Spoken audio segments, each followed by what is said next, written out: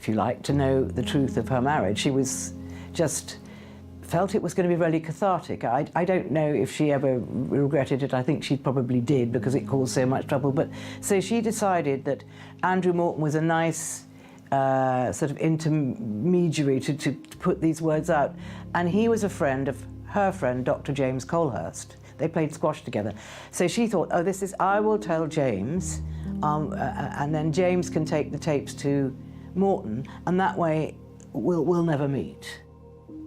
And of course, you know, this was planned sometime before the book came out. So the book came out in the summer of '92, but this all took place really at the end of '91, the beginning of '92.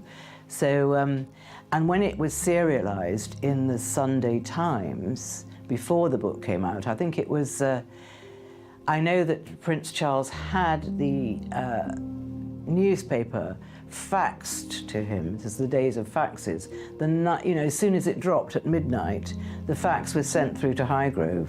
And I think Diana says that the next morning, I think, at breakfast, I mean, he acted like nothing had happened at all. So it was that bad. It was just a freezing atmosphere.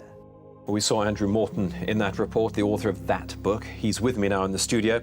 Your sources are pretty close to the Princess. What have you learned about the timing of this announcement?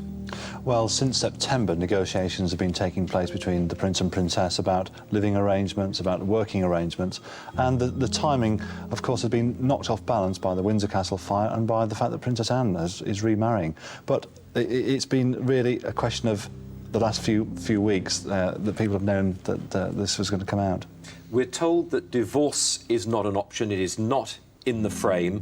What if 2 years down the road the Princess, for instance, falls in love with another man, or Prince Charles wants to marry another woman? It would be possible. Absolutely. They say this each time there's a royal separation, and they talk about that a divorce is not on the cards. In actual fact, if Diana's a young girl, if she falls in love again and wishes to remarry, I see no let or hindrance why she should not divorce.